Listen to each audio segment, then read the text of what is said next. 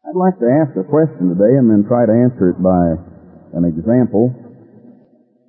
How do we arrive at truth?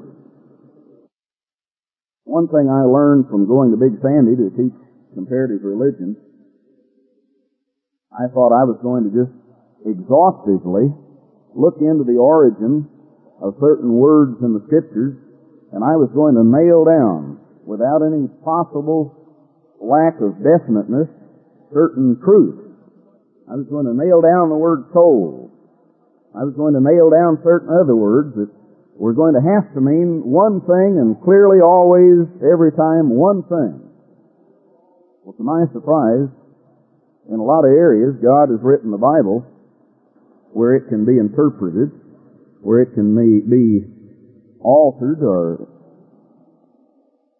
where you can use human reasoning, and you can try to make it say several different things. So how do you know what's the truth? How do you arrive at the truth of the subject? Now, back in the second chapter of the book of Acts, Mr. Armstrong's been emphasizing lately the responsibility God has that He holds him accountable for. And he vigorously has taken this responsibility back to himself in the last couple of years. I realized more and more what was happening with the church until God raised him back up and put him back responsible more actively. But in Acts the second chapter, a statement is made, they gladly received His word, verse 41, and were baptized. The same day there were added about 3,000 souls. So now with these 3,000 added to the 120 they had earlier, they continued steadfastly in the apostles' doctrine and fellowship, and in breaking of bread and in prayers. So it's very plainly stated that these new converts, 3,000 of them, along with the previous 120, continued steadfastly in the apostles' doctrine, as well as their fellowship, whether Bible study or Sabbath or during the week or whatever, in their meals and in prayers. Now, in the 16th chapter of Matthew, we run across a passage that, I guess in many ways, if you're of a typical Protestant background, these verses might frighten you. They might cause you a little bit of concern, because here is where Christ says to Peter, verse 18, I also say to you, you're Peter, and on the rock Petra I'll build my church, and the gates of the grave won't prevail against it. And I'm going to give to you the keys of the kingdom of heaven. Now Christ, in contrast, said to the Jews that they shut up the kingdom of heaven to men. They locked people out of the kingdom of heaven. Whereas to Peter he said, I give you the keys, and he'd open the door, open the way into the kingdom. So just the opposite Christ said to his disciples from what he said to the Pharisees. I give you the keys of the kingdom of heaven. And I think most of us, when we look back and come to understand how we arrived at the truth we believe, God actually unlocked the doors, opened the truth to us by a man that He raised up, and just as He did with Peter here, gave the keys of the kingdom of heaven. When you look up the word keys, you find several examples in the Scripture. The key of David is one in Revelation 3. But keys are means of opening things to people. And God has given that responsibility to the apostles, or the apostles, depending on the age. I give you the keys of the kingdom of heaven. And whatever you bind on earth will be bound in heaven, and whatever you loose on earth will be loosed in heaven. Now, as an example of this, I want to turn to one particular Scripture, and then I want to read part from a couple of papers that have been turned in over the last 7 years either into the doctrinal committee or into the ministry or into the leaders. And I think because of what's taken place in the area, maybe the acquaintance with these papers has gotten around among the people here in Southern California, and instead of sticking with the truth that they had unlocked to them by God's apostle, they've wandered off by other people's teaching. In Matthew chapter 22,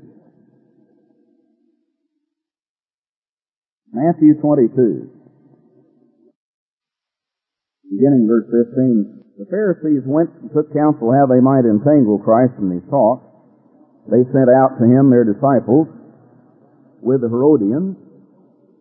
They said, Teacher, we know you're true. You teach the way of God in truth.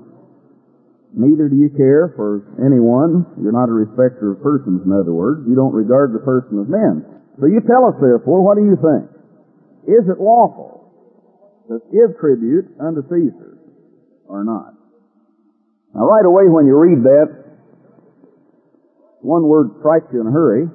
This is the King James Protestant translation from back in 1611. And notice what they say. Is it lawful to give tribute?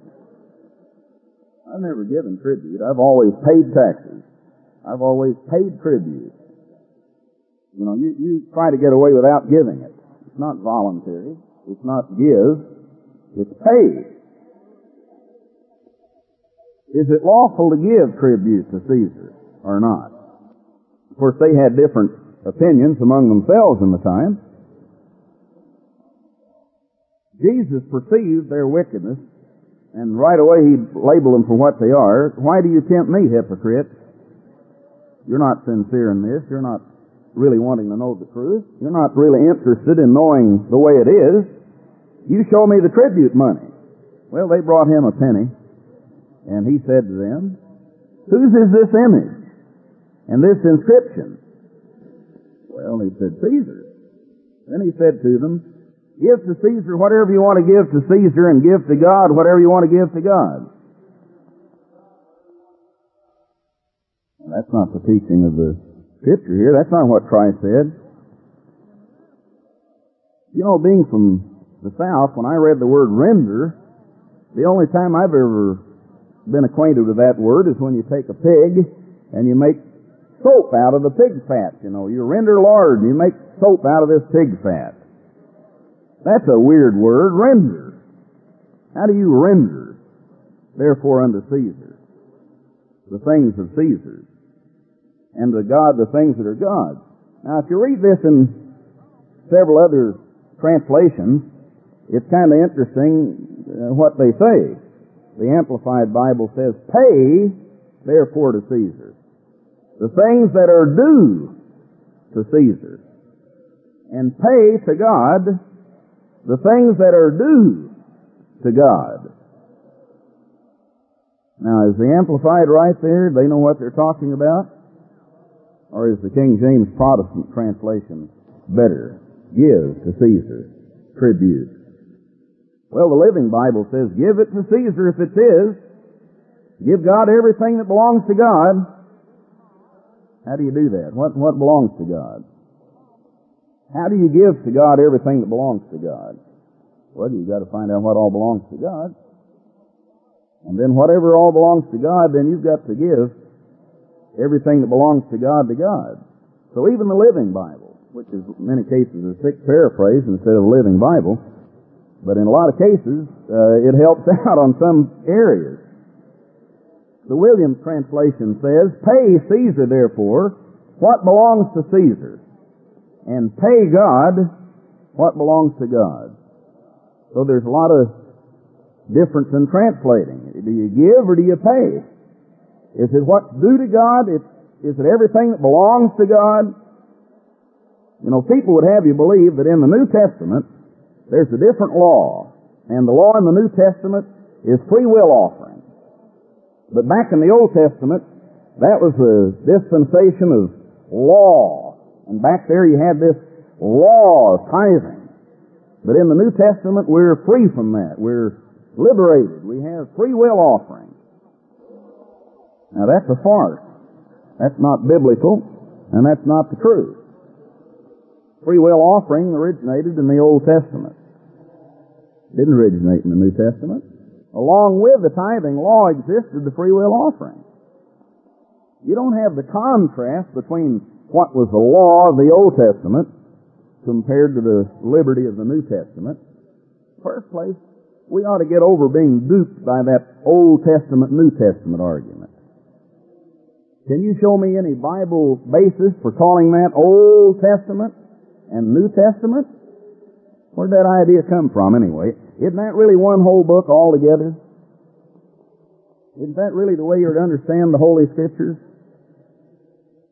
You know, the old part isn't complete without the new, and the new part isn't complete without the old. It's interesting to me, though, how many things people want to pass off as Old Testament and then say, we just live by the New Testament. Let me read a statement.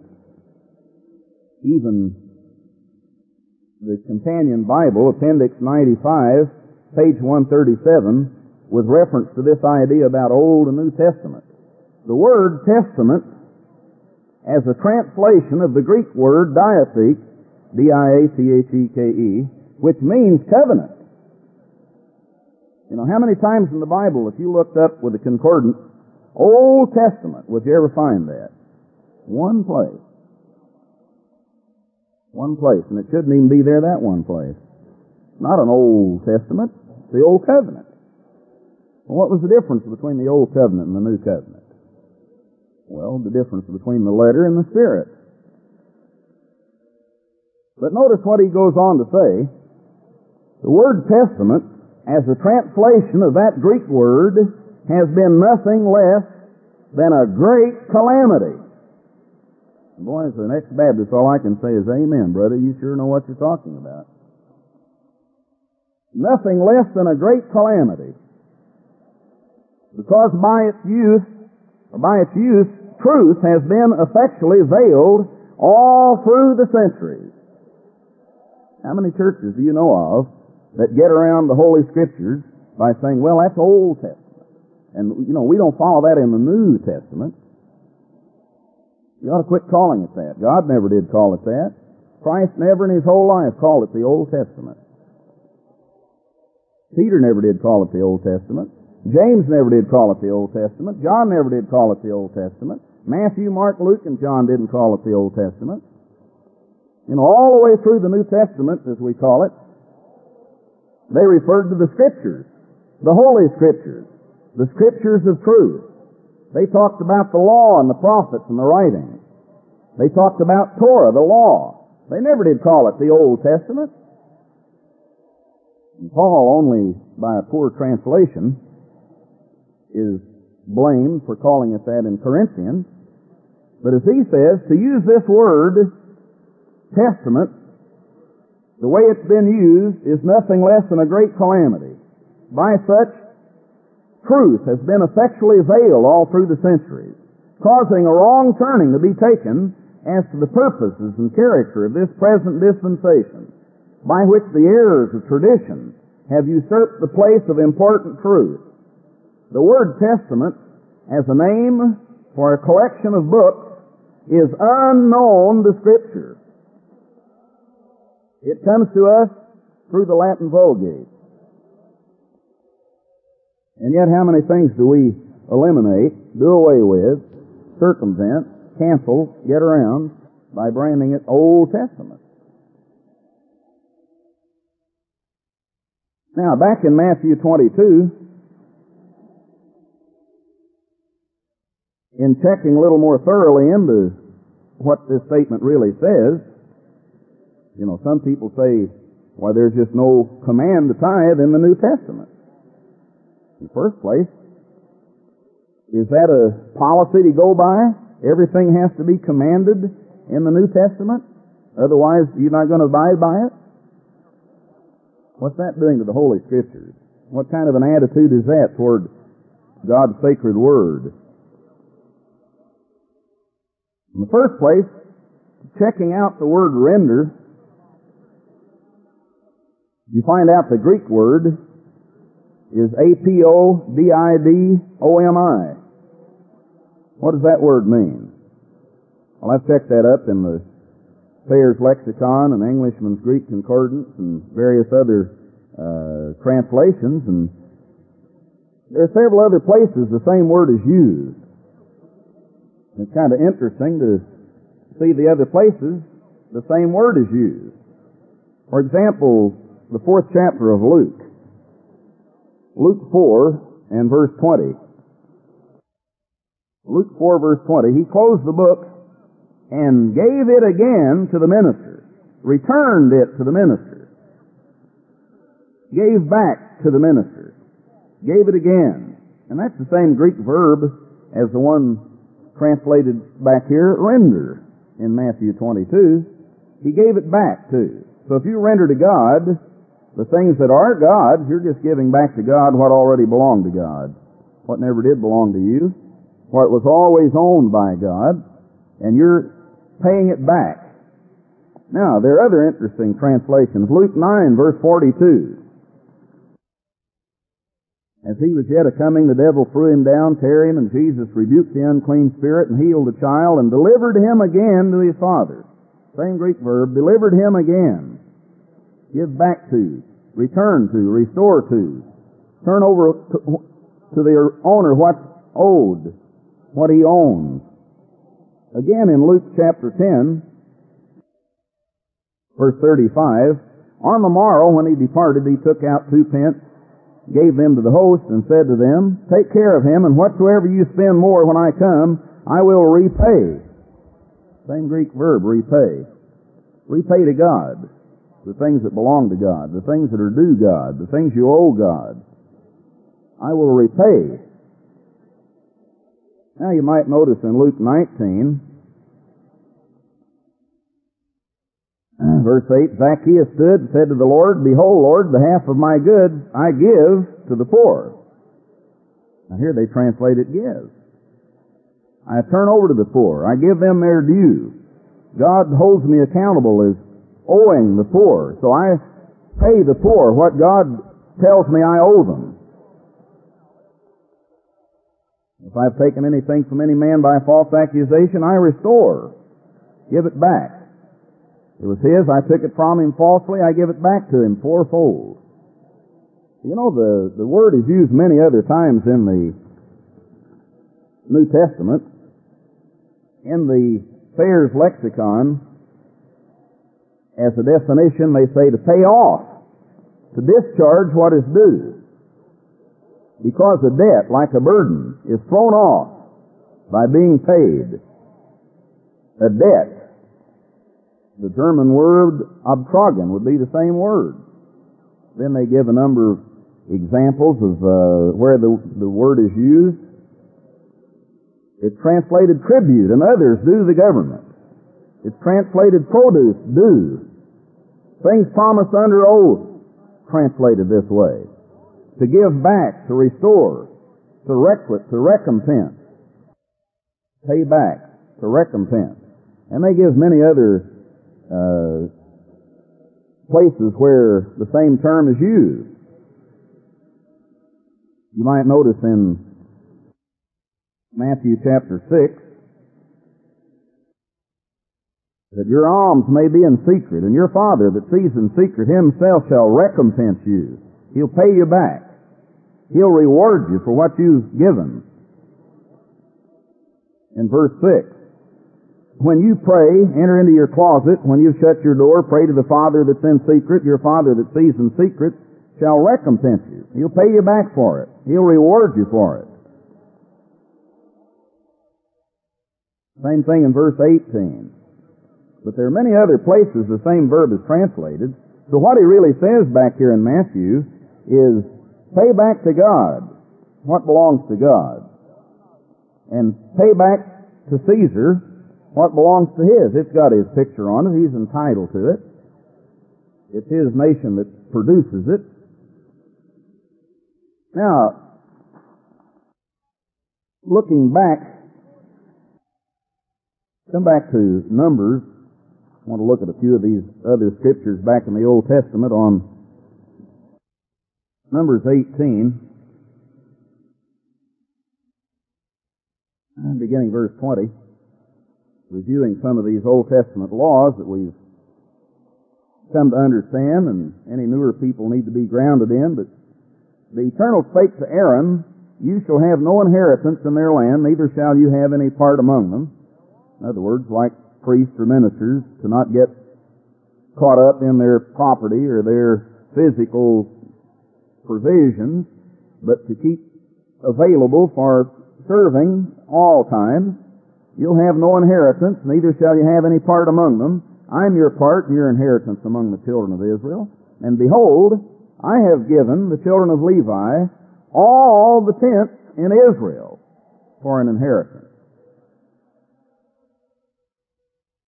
Now, there's several Bible encyclopedias that point out how this excludes any other use for any of this tent at all, except as consecrated for this purpose God set aside. I have given the children of Levi all the tents in Israel for an inheritance, for their service which they serve, the service of the tabernacle, the congregation. Then he repeats this in verse 24. The tithes of the children of Israel, which they offer, and heave offering unto the Eternal, I have given to the Levites to inherit. Now, did then these tithes all of a sudden belong to Levites? And therefore, when there was no Levite, then you couldn't pay this tithe to anybody because it says, I've given all the tenths to the Levites? And yet, you know, back in Malachi, we might turn back and read there. Notice in Malachi, verse 8 of chapter 3, Malachi 3 and verse 8. Will a man rob God?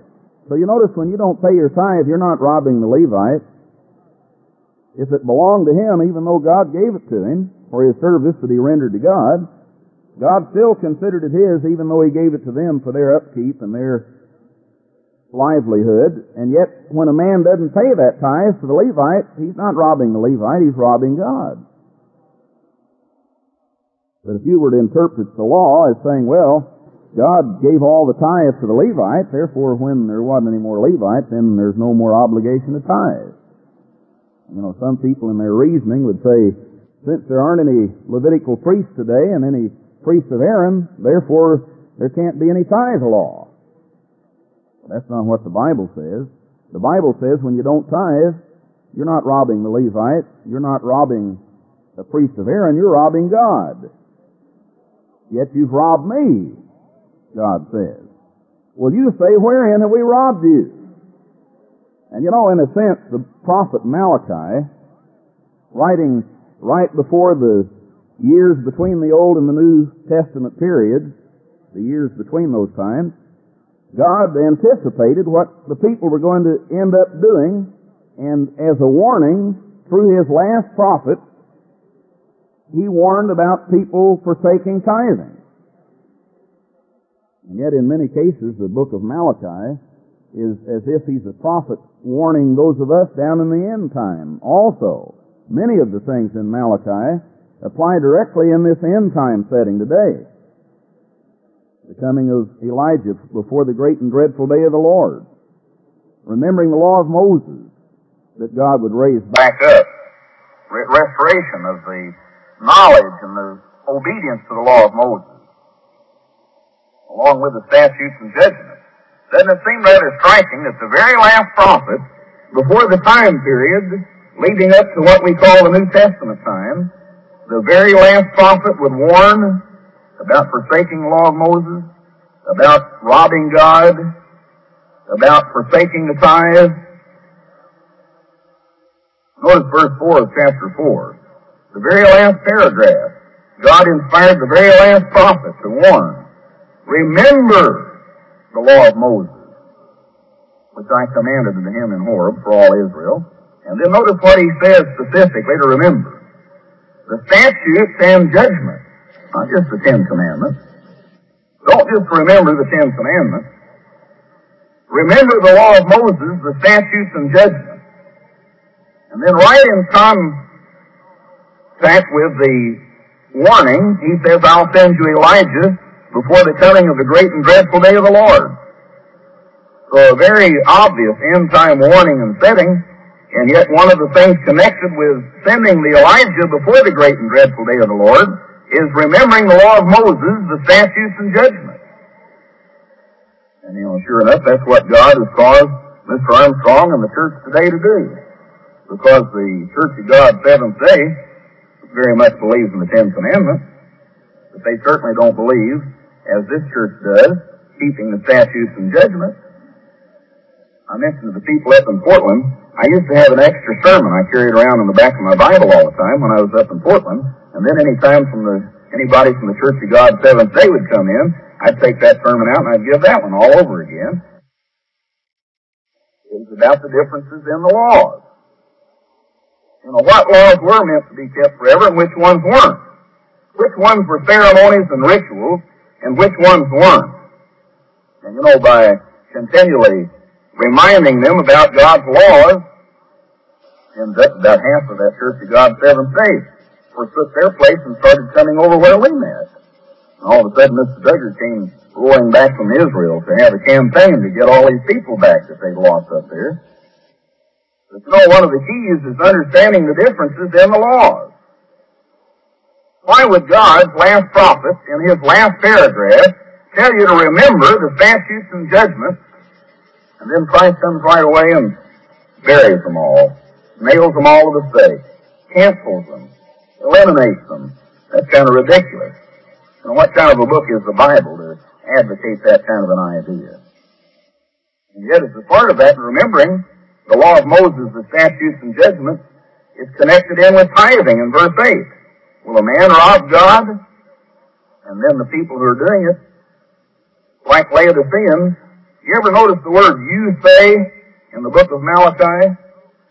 That's the Laodicean attitude. If you tie that in with Revelation 3, you remember the Laodiceans say, "You say." God tells them one thing, and you say. God tells them another thing, and you say. And it ties right in with this warning in Malachi. You say, well, wherein have we robbed you? It's not a law, it's just a matter of giving. It's free will, It's a matter of New Testament liberty.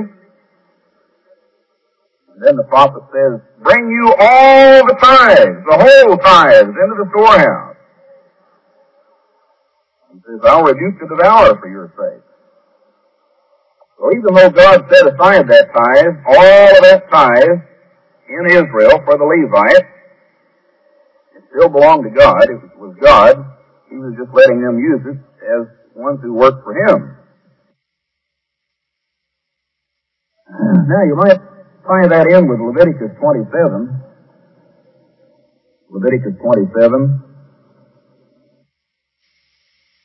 It's kind of interesting how people's minds, when they get intellectual or technical, and they can get down into the twigs and forget the trunk of the tree. And that's one of the great things God calls a man who's fixed to the trunk of the tree. Mr. Herbert Armstrong has always been on the trunk of the tree. I've heard him say to us many a time, okay, you venture some young men, venture on out on those limbs and get them broken off from under you. For me, I'm staying on the trunk of the tree. So a lot of us have, we've gone venturing out on all kinds of twigs and limbs, and fools rush in where angels fear to tread.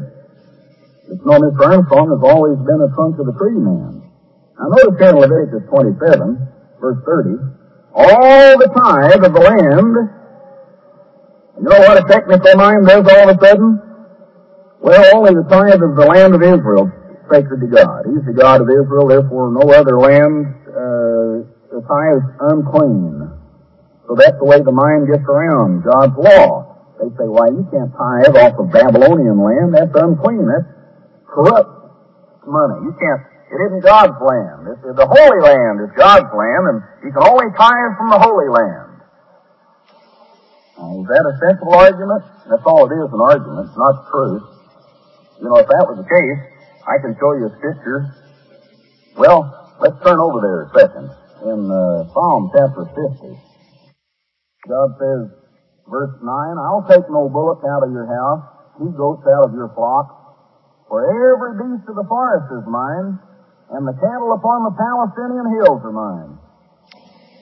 You know what that says? That's not what my Bible says. I don't. There aren't 1,000 hills in Judea. You know, there aren't 1,000 hills in Palestine. Where do we get that kind of an argument? God says, every beast of the forest.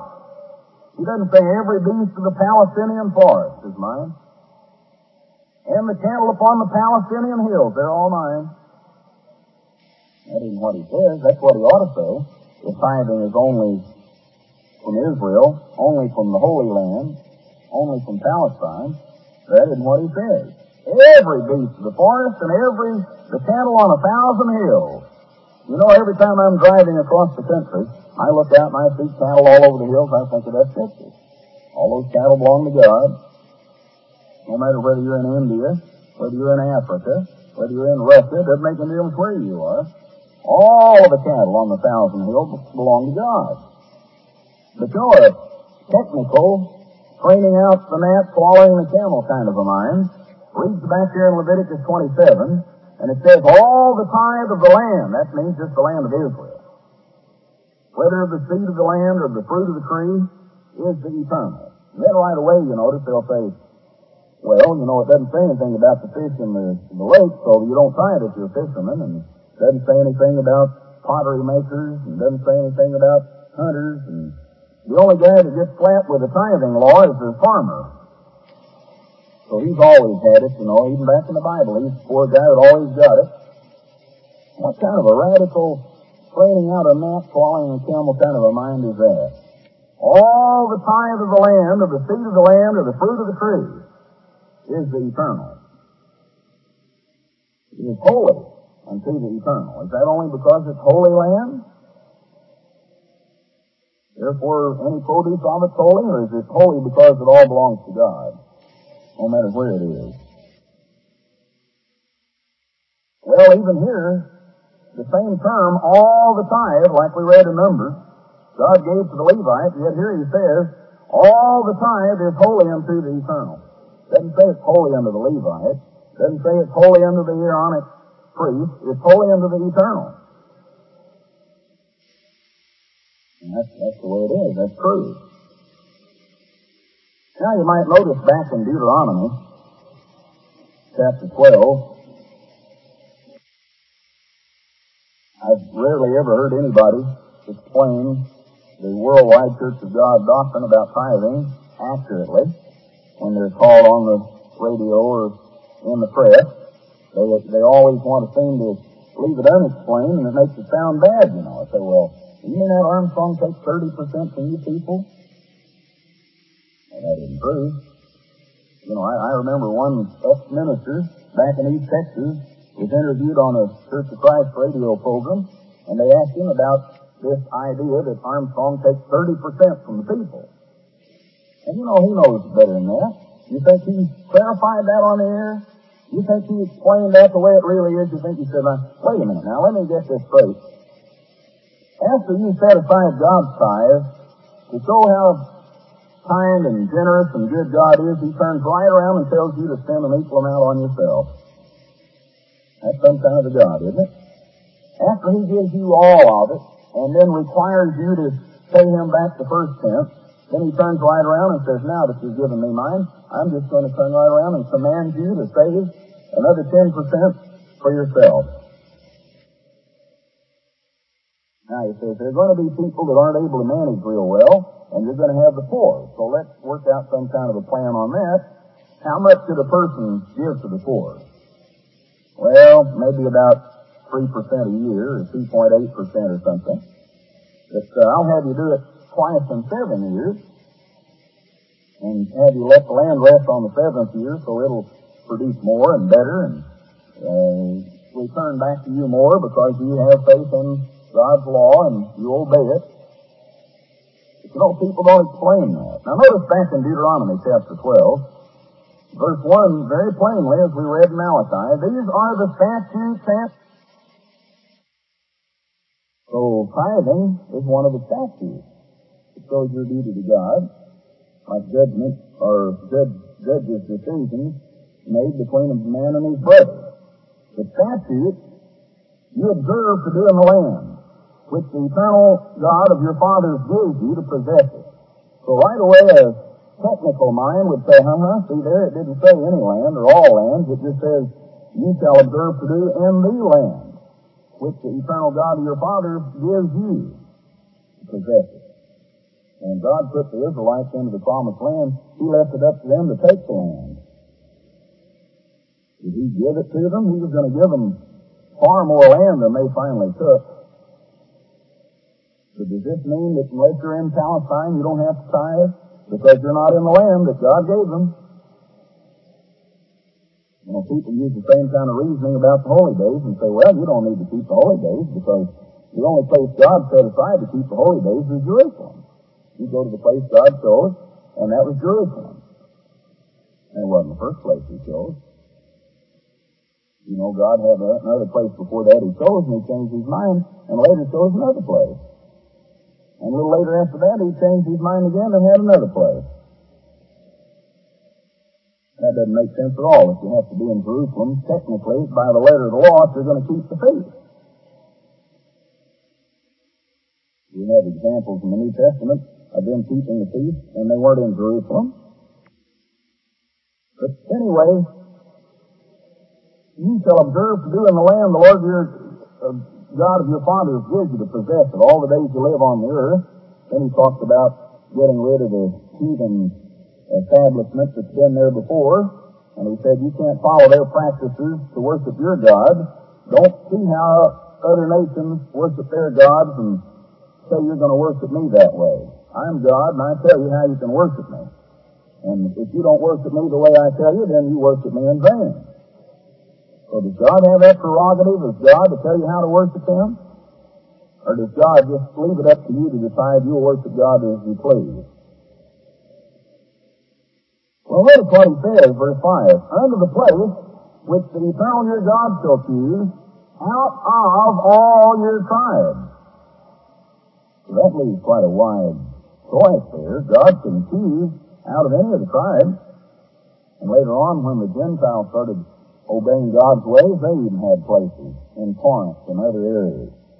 So God has chosen places according as He's chosen people to live His way. God just chooses and puts His name on a place, and then that's the habitation you seek, and that's where you go. And there you bring your tithe. Now, we already read in Numbers 18:21 that God gave all the tithes to the children of Levi. And now He says, here you bring your tithe and heave offerings, vows, free will offerings, firstlings. Verse 7, there you who are doing the bringing to the place God chose, there you eat before the eternal your God. You rejoice. Always put your hand to you in your household. Don't do like you've been doing, every man what's right in his own eyes. But He said, now, there's going to be a place I'm going to choose, verse 11, to cause my name to dwell. There you bring all that I command you, your tithe, and you rejoice. Don't forget the Levite, he has no partner inheritance. Do all I command you, verse 14 He says. Now, verse 17 He says, you can't eat within your gates this tithe, but the one who's doing the bringing is the one who's doing the eating of it. And yet back in Numbers He said all the tenth, all the tithe He's given the Levite. And now here He says, you're bringing tithes to the place God chooses. You can't eat it within your gate. And you eat it there before God with your household. And don't forget the Levite. What can that be other than a second tithe? You know, what can that be other than an additional tithe? That can't be the same tithe. That is impossible. The statement back in Numbers nails down that as belonging to the Levite. And yet here it talks about you bringing tithe and eating it. Now notice, again, people with these gnat training minds and camel swallowing minds, in verse 17 they say, you may not eat within your gates the tithe of your corn, wine, and oil. So I guess you don't even have any meat. You don't have anything but corn, wine, and oil. That's going to be a crummy feast, for 8 days, corn, wine, and oil. Corn, wine, and oil, over and over and over. Well, that's no way to rejoice. Your household's going to say, yuck, corn, wine, and oil. But people with technical minds want to say, well, see there, it doesn't say a word about animals, doesn't say a word about fish and other things. It just says corn, wine, and oil. Now, the term corn, wine, and oil be these general summary terms for products of that particular type, and that's exactly what it is. You ever take a concordance and look up corn, wine, and oil? Well, I did that. Notice Genesis 27. Genesis 27. This is the story between Jacob and Esau, and verse 27, he came near, kissed him, smelled the smell of his raiment, blessed him. See, the smell of my sons, the smell of a field, the Eternal's blessed. Therefore God give you of the dew of heaven, and the fatness of the earth, and plenty of corn and wine. So I guess that's all God blesses you. When you are going to live God's way, then He's going to give you plenty of dew and plenty of corn and wine. No wheat, no meat, no fish or chicken, just corn and wine. Over and over and over. Those are just terms of blessing. They're not to be trained out like gnats and following camels. Notice verse 37.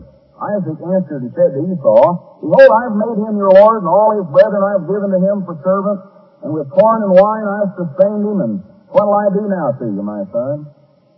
So a lot of us just need to go on a perpetual diet of corn and wine, I guess, and we'd be healthier and happier, and our whole households would really joy. That's ridiculous. Deuteronomy 7, verse 13. I could show you scriptures that talk about corn, wine, and oil all the rest of the afternoon. Deuteronomy 7:13. It's going to come to pass, if you hearken to these judgments, and you keep and do them, the eternal your God is going to keep to you the covenant and the mercy that He swore to your fathers. He'll love you, bless you, multiply you, bless the fruit of your womb, the fruit of your land, your corn, your wine, and your oil. No grapes, though. No chickens and fish. The increase of your cattle and the flocks of your sheep in the land that He swore to your fathers to give you. You can't train out gnats and swallow camels technically that way. Notice Deuteronomy 28, what we call a blessing and cursing chapter, and look what he says here. You shall eat the fruit of your cattle, this is when you're disobeying God, the fruit of your land, till you be destroyed, which shall not leave you corn, wine, or oil, or the increase of your kine or flock. Those are summary statements that cover the whole area of blessings in produce and animals, and not to be taken technically that you don't tithe or you're not blessed by anything outside of those few terms. And come back to Deuteronomy again. I kind of feel like Mr. Armstrong does. I don't see why anybody wants to change the system. Seems to me this church's done pretty well for about 52 years. I don't know why we need to be liberated from tithing, and, why do we need to be saved by all these intellectuals that come along and they want to get this big burden of tithing off of us, and they promise us liberty, but you know what's going to happen? The people that promise you liberty, if that liberty is not having to tithe, it's not going to be liberty they bring down on you. It's going to be a curse. It's going to be a catastrophe. In the years ahead, it's going to get tougher and tougher to tithe. What if we were in a country like some of them overseas where they don't allow you to deduct all of your donations to a church? What if all of a sudden the worldwide church got canceled out and their donations weren't tax deductible? Would you still tithe anyway? Well, you may be tested on that. God's going to find out if your heart's really in the work, and if the work really is your life or not. And a lot of us have proven that it isn't, because where our treasure is hasn't been in tithing to God's work. Notice going on here in Deuteronomy 12, how else would you explain this? And not only that, but not that you go by secular sources, but there are many sources that recognize and admit that in the Jewish tradition, or the Old Testament practice, there were precepts for tithes. Josephus very plainly states that There are many other writers that very plainly state that. As a matter of fact, the only alternatives are arguments about whether maybe the second tithe was used a different way on the third year. Now, stop and think about that. Have you ever read anybody explain that? Have you ever read where anybody expounded on that and clarified that and showed you how that really works? That's no new argument. That's been an argument probably since God instituted the tithing law. What do? Just don't have holy days on the third year? If you take the feast tithe and you use it for charity on the third year, then what about the holy days on the third year? You find any records in the Bible where they had holy days 2 years and skipped one, and 2 years and skipped one, and then skipped one, and then 2 more years and then skipped one? I never have read that. What I've read is where they had them year by year, year after year after year after year after year. I never read where they skipped years. It would be intellectuals would have you believe that that's something possible from Scripture. Well, notice here in Deuteronomy 12, God plainly says, you may not eat within your gate this tithe that he's talking about in chapter 12 of your corn, wine, and oil, or the firstlings of your herds or your flocks, nor any of the vows that you vow, nor your free will offerings. What on earth is that doing in the Old Testament? Free will offerings? I thought that was what we have in the New Testament instead of that old law of tithing. Why, you had free will offerings back there long before the New Testament ever heard of it. That's some tricky argument people use. God says, verse 18, you must eat it before the eternal your God, in the place the eternal your God chooses. You and your son and your daughter, and your manservant, and your maidservant.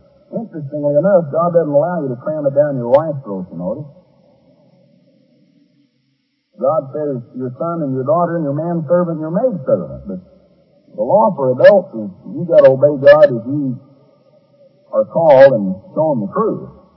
Now, he goes on in the same place, verse 21. If the place God's chosen to put his name is too far from you, then you kill your herd and your flock as God commanded you, and you eat in your gate.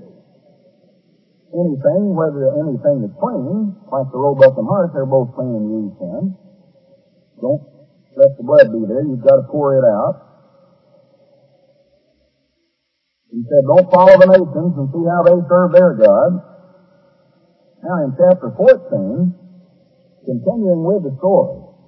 You know, the way some people would have you believe, you've got the one law of Exodus and Leviticus, and then a little later God had a second thought and he kind of changed some and added some more in Deuteronomy, and the second giving of the law contradicted the first giving of the law, and that isn't true.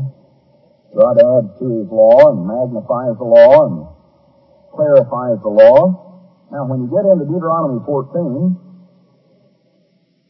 he's giving them various laws. Don't eat of anything that dies of itself, verse 21. Verse 22, you shall truly tithe, in other words, honestly, accurately, faithfully. Honestly and accurately and faithfully tithe all the increase of your seed that the field brings forth year by year. All right, now what tithe is he talking about here? Honestly, accurately, faithfully tithing all the increase. Well, the only way you can tell which tithe he's talking about is what's done with it. And God makes that obvious. Truly tithe year by year, and you shall eat. So now you know it's the one that God has given to you, what we call the second tithe, the feast tithe. You eat before the eternal your God, the place he chooses to place his name there, the tithe of your corn, wine, and oil, and the firstlings of your herd and the flock. And notice the reason. That you may learn to fear the eternal your God always. So if somebody tells you you don't have to keep feast on the third year and the sixth year because you use your second tithe for third tithe on those 2 years, and you'd better learn to fear the eternal your God. And when you go before God on the holy days, and you hear the sermons, and you are with God's people, and you're eating the tithe, then you're going to learn to fear the eternal your God always. You go when the holy days come, whether it's convenient or not. You take your kids out of school, and they go, and it may be difficult for them. But through all of that, you learn to fear the eternal your God always. Now, if the way is too long, if you're not able to carry it, the place is too far, the eternal chooses when the eternal has blessed you. Now, notice that condition allows for some people that might not have enough income to be able to go every year. So the law says, when the eternal your God has blessed you. So some people may have to save 2 years or 3 years. If they save faithfully, as verse 22 says, they honestly, accurately, faithfully tithe all their increase year by year. And when God has blessed them, then they go and eat before the eternal all these things. If the way is too long, they just convert that over into money, turn it into money, verse 25, bind up that money in your hand, and you go to the place God has chosen, and you bestow that money for whatever your soul lusts after. Now notice then what this eating before God, this tithe God has given to you, can be done with. You can buy oxen, sheep, wine, strong drink, whatever your soul desires, just as long as you're before God in the place He chooses, you eat there before God, and you rejoice, and your household, and don't forget the Levite that's within your gate. He has no partner inheritance, so you're eating this tithe before God. Now, at the end of 3 years, you bring forth all the tithe of your increase the same year, and you lay it up within your gate. Now, all of a sudden, it becomes obvious, one of them you've got to take before God in the place He chose and eat it yourself. But now, all of a sudden, He's talking about, at the end of 3 years, bringing forth all and keeping it within your gate. Well, is that you cancel out the holy days on the 3rd year and 6th year? Or is this another tithe? Well, just as many people believe it's another tithe, how can you know when you've got all these different sources? Well, God inspired Mr. Armstrong to understand that, sure enough, this is the charity tithe. It's the tithe for the poor, and it's only done during the 3rd year. And then when you tie it in with the 7-year cycle, it's done on the 5th year, and then you skip the 7th year, and it's done back again on the next 3rd year. But at the end of the 3 years, the tithe that's different, He's already told you plainly about 2, so He expects you to understand and realize that He's already told you about the others. So now He's telling you more, so you know that it's another one. At the end of 3 years, you bring forth all the tithe of your increase the same year, and you lay it up within your gate. Now the Levite, and the stranger, and the fatherless, and the widow, within your gate come, and they eat and they're satisfied. So you notice very plainly who uses this tithe and where they use it. They use it within your gate. Each city or territory or property to itself. The stranger, fatherless, widow, within your gate, come and eat, and are satisfied. Now notice the reason, that the eternal your God may bless you in all the work of your hand which you do. So it's going to be another test, this time instead of learning to fear God, because you care about strangers, fatherless, and widows, God is going to bless you in all the work of your hand. You'll have more increase. You'll be blessed even more so. When you read scriptures like this, what about if people don't obey that law and they begin to reason around that law? Come back to Malachi chapter 3 again. And here again is a mistranslation in the King James translation. Malachi chapter 3. Verse 5, God says, I'm going to come near to you to judgment. I'm going to be a swift witness against. All right, now who in Israel is God going to come near to judgment and be a swift witness against? Sorcerers, adulterers, false swearers, and against those that oppress the hireling and his wages, the widow and the fatherless, that turn aside the stranger from his right. What is the right of the fatherless, the widow, and stranger? How would you oppress the fatherless, the widow, and the stranger, and fear not God? And you're going to learn to fear God in paying your tithes and obeying God's tithing laws. You'll learn to fear God. But what if you lose the fear of God? You don't have any fear of God. And you begin to oppress. You ever pick up the word oppress? You know what it really means? Defraud of their legal rights. What is their legal rights? When would you defraud a widow or a fatherless or a stranger? When you don't give them what God requires. When you're not obeying God's law. When you're disobeying God's law of how do you take care of the fatherless, widow, and stranger. And that's really what it's saying here. God is going to be a swift witness against us if we forsake the fatherless and the widow and the stranger. And you know, God's church has been blessed greatly as we get back on the track and we get the truths restored again. But you know, we haven't always had the truths restored. I got all of our 4 booklets we've had on tithing, you know. We've got one book used to be just kind of blunt, you know. It just said tithing. Boy, that's blunt, you know. You don't like that, so you say your best investment. That's a lot softer, isn't it? That's even softer. Managing your personal finances. They're all good books. I've read all of them. Ending your financial worries. That's the best one because Mr. Armstrong wrote it. You ever compare those? I've just done that. I've been reading this one, reading that one, reading this one, reading this one. You know, it's kind of interesting to me. This got by Herbert W. Armstrong in there. I opened one of these and it says Staff. I've been hunting for him because I'd like to talk to old Bill Staff about some of the things he watered down in that booklet. It's kind of funny, though, you know. You can hide behind the company, hide behind Staff. Well, Mr. Herbert Armstrong doesn't mind putting his name on what he's got to say. He can stick his neck right out there and say, now this is what I say. This is the way I believe it. Well, what would have happened if some of the liberals in the past had had their way, as stated very plainly in this booklet on tithing?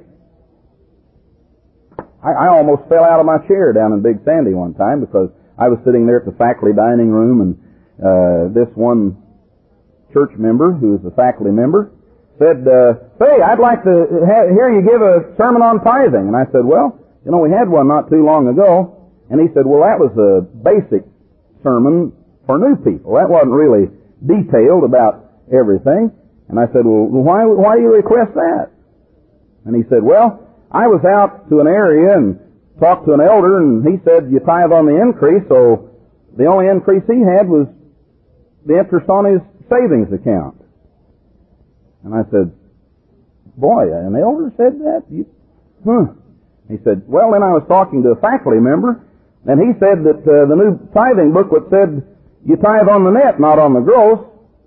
I said, well, the new tithing booklet said that? I must not have read that one. I'll run over to the booklet booth and get me one of those. So I went over and I got it, and I read all the way through it, and still didn't say it.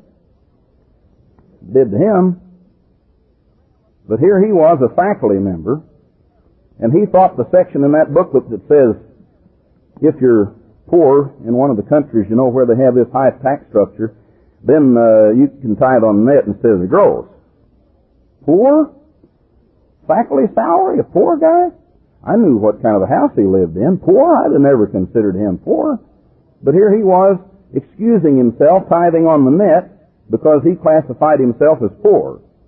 And I'm sure God's let him be what he's classified himself as. You know, I wouldn't need to tell you that guy isn't still in the church, would I? No, that guy's not still in the church. And a lot of people that are fudging on God and robbing from God, twisting the Bible, twisting and turning the Bible. What would happen to the widows in God's church if we'd listened to some of these liberals? What would happen to the holy days?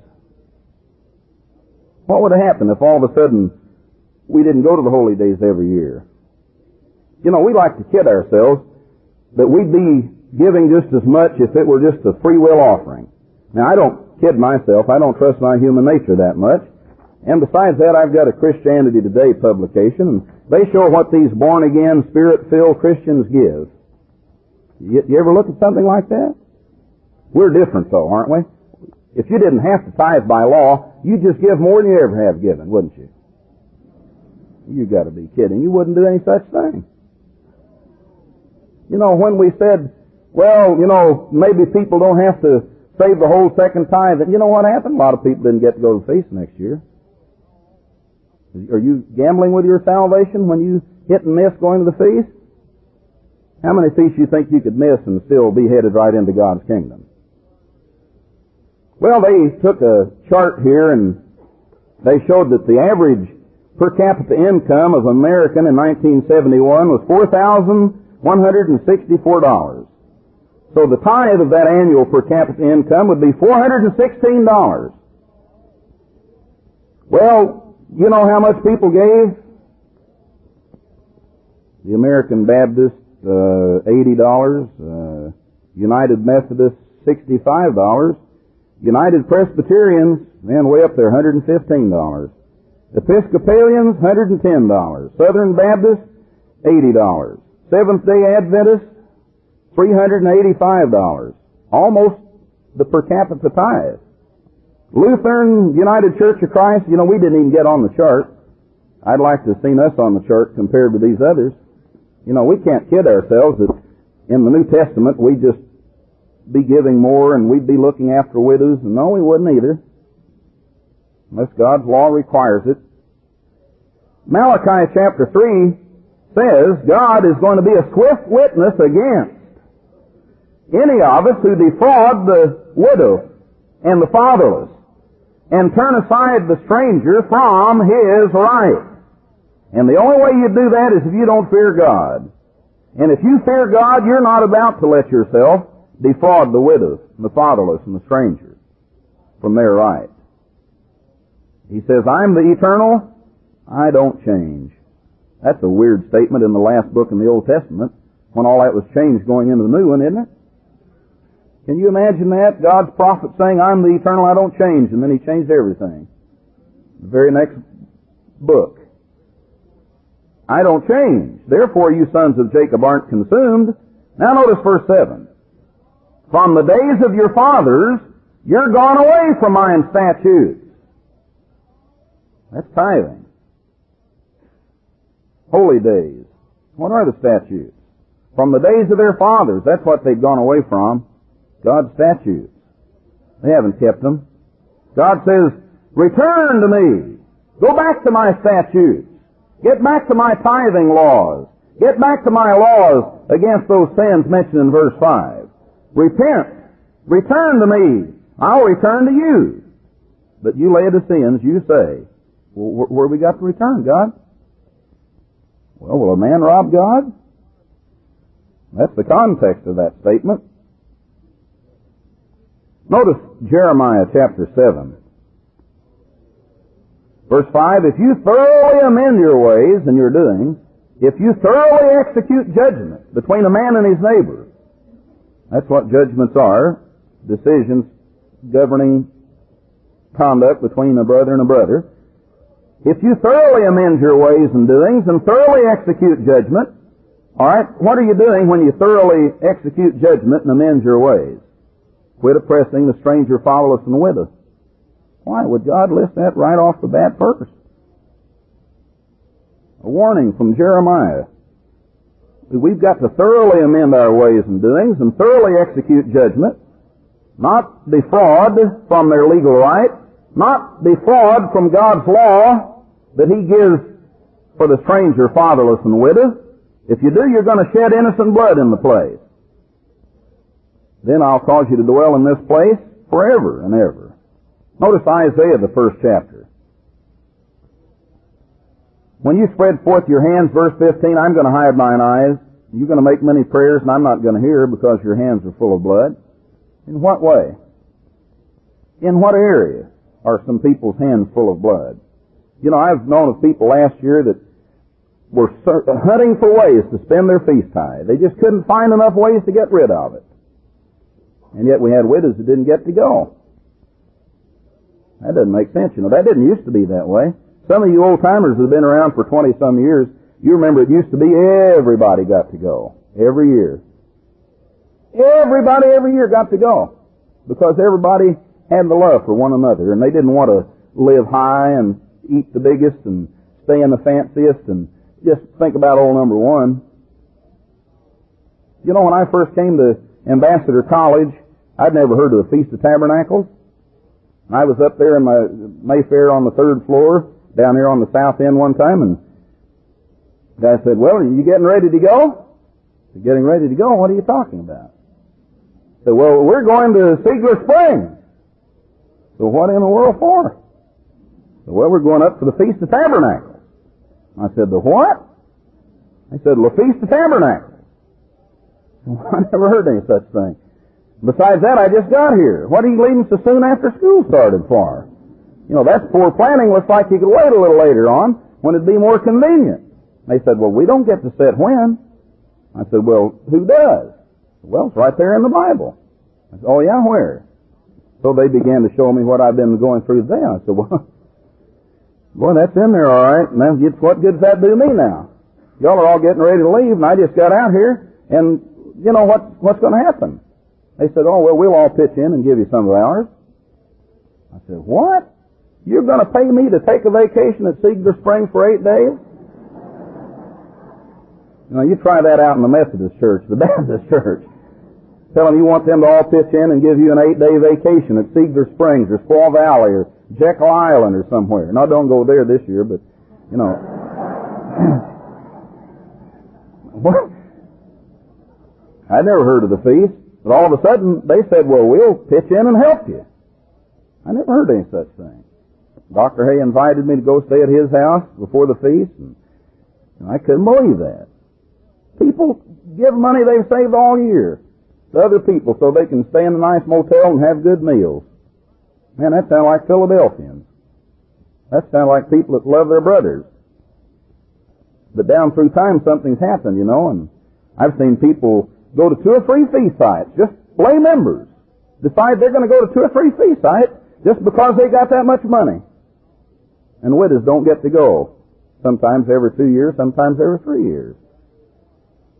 Well, boy, when I read Isaiah 1, I wouldn't want to be in that boat. God says, when you spread forth your hands, I'm going to hide mine eyes from you.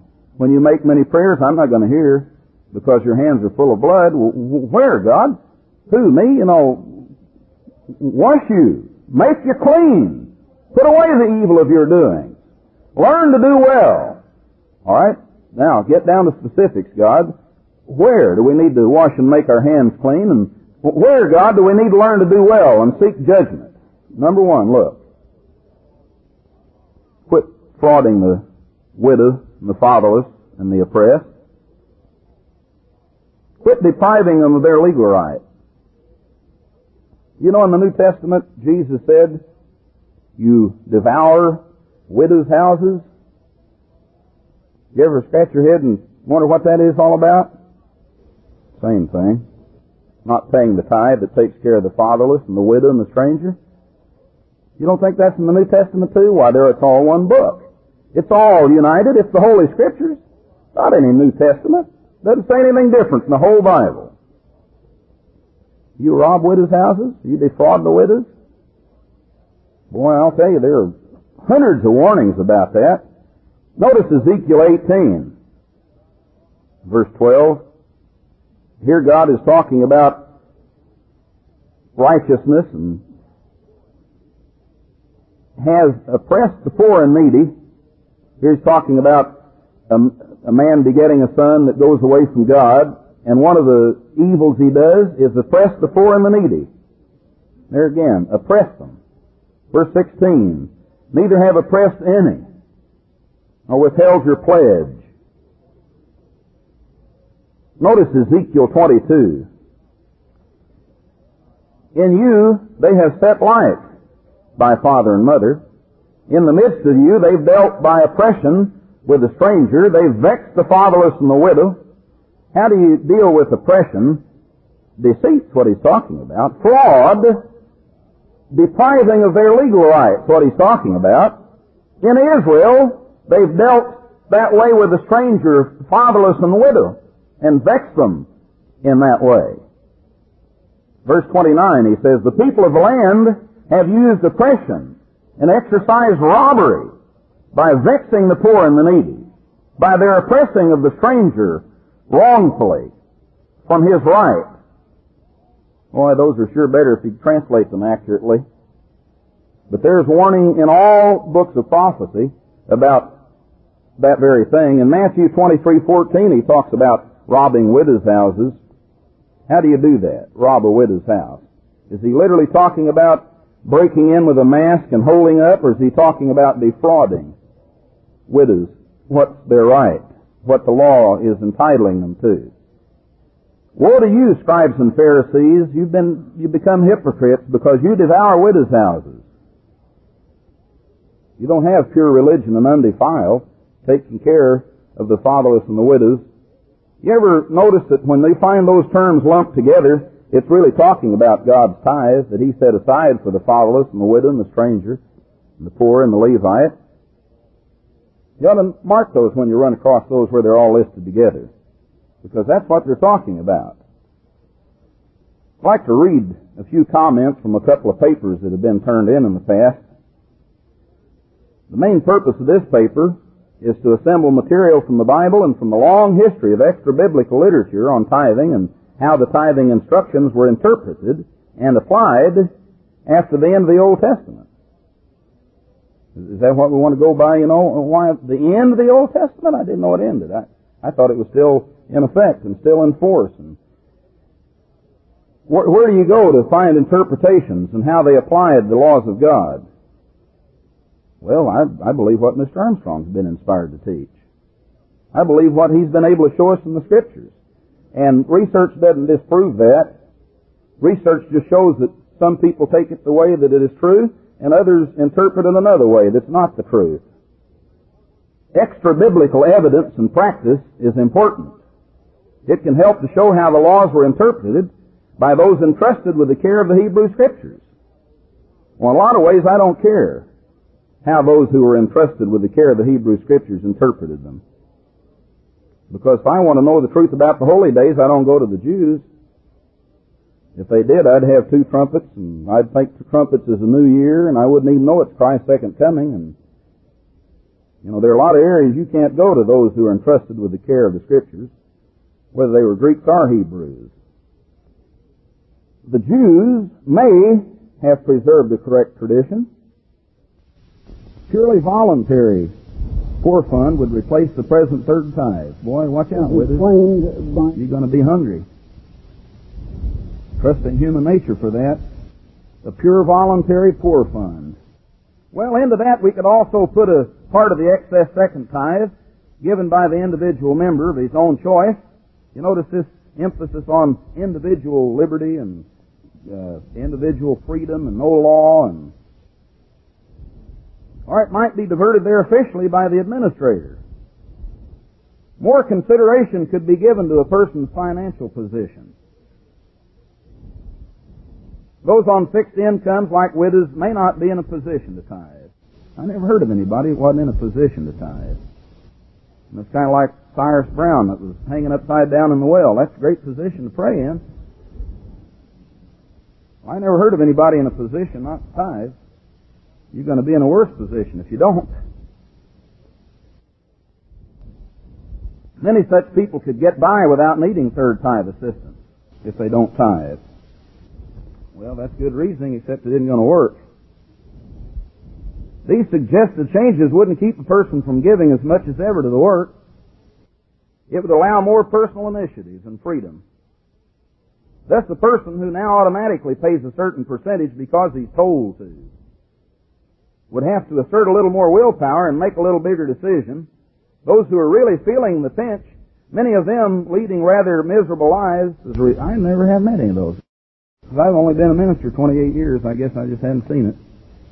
People leading miserable lives because of tithing? I don't believe that. And here, who sets the church doctrine? I'm sure glad they didn't have the power to do it. I'm glad they didn't get away with it. Implications of this study for church doctrine. For second and third tithes, Jews had 2 separate traditions. Whether only theoretical or actually practiced is impossible to say. But the stronger tradition is that the second tithe was paid to the poor in the 3rd and 6th years by religious Jews and wasn't taken up to Jerusalem. So we want to follow the Jews in their separate traditions. But one of their traditions was that they did pay the third tithe on the third year and the sixth year. I've never read anybody explain what happens, the whole plan of God, when you turn your second tithe to the poor on the third and sixth years. The second and third tithe evidently didn't apply to animals, since firstlings were the only animals mentioned in connection. It also seems the second and third tithe was figured only on the remainder. I never read any evidence or proof of that anywhere. Tithing is given little place in the New Testament. Unclean meats aren't given any place in the New Testament. So let's all go out and have a ham sandwich, huh? Where would you find in the New Testament everything listed that's clean and unclean? You don't. How many parts that you can't get without the Old Testament? Tithing is given little place in the New Testament. Certainly no system of first, second, and third is delineated, either by express command or by example. The only real instruction one could draw from the New Testament alone, I didn't know we needed to draw instruction from the New Testament alone. The only real instruction you could do that is that the ministry and those spreading the gospel should be supported by the faithful. Nowhere is tithing as opposed to free will offering. I didn't know they were opposed. I thought you did them both, in the Old and the New. There's not one instead of the other. One replaced the other. In a different dispensation, one instead of the other. That isn't it. That isn't true. These 5 summarizing points lead naturally to several questions and implications. Our present church policy, well, you know, Mr. Herbert Armstrong's the one that sets the church policy. And thank God, God's kept him alive to keep it. Because it seems like the church done pretty well in the last 52 years, you know. We've taken care of the widows, and, you know, God says of the Philadelphian church, we haven't denied His Word, we've kept His Word, and we haven't denied His name, and we've kept the faith, and, well, those are the kind of papers. The other paper is even a lot longer. Let's just turn to the few examples in the New Testament.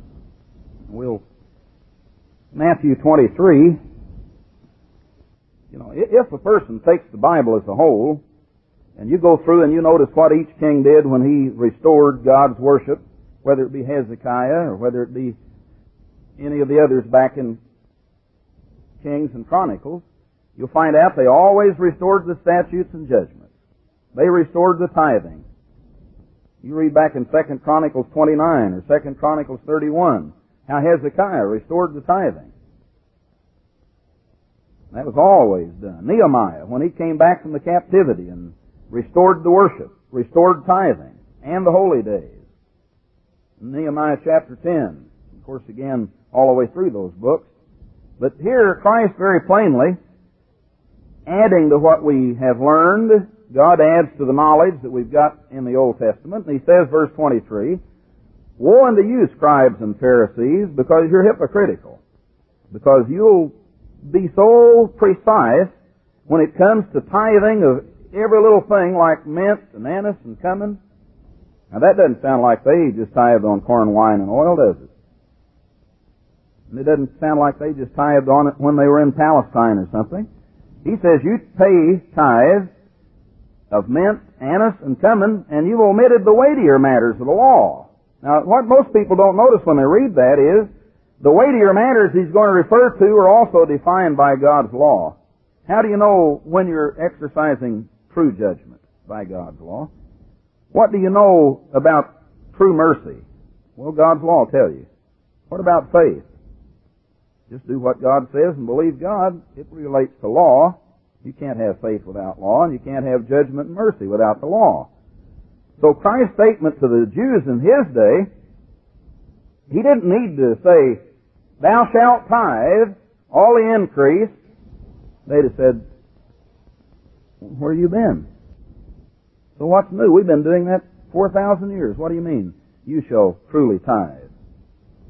You know, you don't need an institution of the Sabbath in the New Testament. You don't need an institution of the laws. They've been in existence from the creation. So when Christ came on the scene in His day, the trouble was they went overboard. They've strained out gnats and swallowed camels, and they get so technical about tithing, mint, anise, and cumin, and yet they'd omit weightier matters, judgment, mercy, and faith. And notice Jesus plainly said, these you ought to have done. You should have been exercising judgment, mercy, and faith. And you shouldn't leave undone tithing, mint, anise, and cumin. But how does the tricky mind get around that? They just say, well, he's talking to Jews, and they were under the old law, so he's telling them they still had to tithe under their old law, since he's talking to Jews.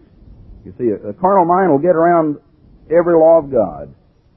You know what Paul meant when he said the carnal mind will not be subject to the law of God. It can't be, it won't be. It'll find some straw to get around what God says. Well, would you think Jesus would have said to the Pharisees, you ought to tithe mint, anise, and cumin, but my disciples and I don't need to? You ought to, but we don't have to. That's kind of ridiculous. That's kind of weird. You tithe this, and you ought to have done it, not to leave the other undone. You might notice back in Luke 18, here's the Pharisee standing and praying, thanking God for what he's not. Extortioners. Verse 12, he says, I fast twice in the week.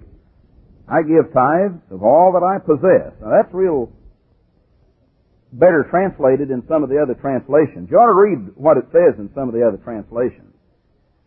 He's really paying tithes of all of his increase. He's paying a tithe of all that he earns, that all that he gains, all that he acquires, he pays tithes on. That's really what that says.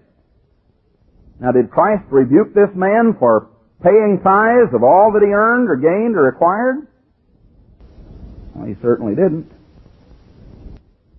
Jesus plainly said, as we read to begin with, we should pay back to God what belongs to God. And we should pay back to Caesar what belongs to Caesar. Now, I'm not going to read 1 Corinthians 9, but let's notice Hebrews 7, and we'll just quit here with this. Hebrews chapter 7. Now, what's the lesson in Hebrews 7? Well, primarily the fact that the priesthood was changed over from being a physical priesthood in a hereditary line, and now it became a spiritual priesthood. Ministers called by Christ, the head of the priesthood, the Melchizedek, and that the tithing law was transferred over from those physical priests to the spiritual priesthood, the Melchizedek priesthood, for the ministry that Christ called to do the work in this age. That's the lesson that he's getting across here. If you change the priesthood, you change the law, or you transfer the law, as it says. So you transfer the tithe instead of going to Levites and physical priests, it's transferred over to the spiritual priesthood. Abraham gave a tenth part of all, verse 2 says. And he didn't just originate that. He didn't just think that up back when he paid his tithe. You know, most helps you can read on there admit that the way it's worded in the Hebrew, it was a previously known law. Abraham paid a tithe. How great this man was to whom the patriarch Abraham gave the tenth of the spoils. So, verse 2, he gave a tenth of all. And now he paid the tenth of the spoils. And now that same law is transferred over to the spiritual priesthood to carry out the work of God in the New Testament, New Covenant time period. Back there, men that died received tithes. But that law is transferred over now to those that live forever. A spiritual priesthood headed by Christ. Well, I hope we can keep our footing on the truth of God and know that God has inspired Mr. Armstrong to set the doctrines in the church, and as we read there in Acts chapter 2, we're to continue in the apostles' doctrine. And we're to hold fast the truth that's been shown to us. So we have to be careful, because a lot of us can get caught up with a lot of human reasoning and a lot of carnal research. We can get carried away by books that we read into that are written by carnal men that never have had God's Spirit, and that's not the source of coming to the truth. That's not the way you can sort out truth from error. But I hope you can keep yourself grounded in these biblical passages and not let somebody interpret them and lead you right out of God's blessings and promises. You know, we're going to have rough times ahead, and some of us, if we forsake God's tithing laws, we're going to pay a penalty that's going to be really difficult, and we're going to find ourselves right in a time of trouble that we're not going to be able to get out of. So I hope all of us will get behind the work and behind Mr. Armstrong and really do our part in keeping these tithes and paying the tithes. Additional programs and literature available at hwalibrary.com.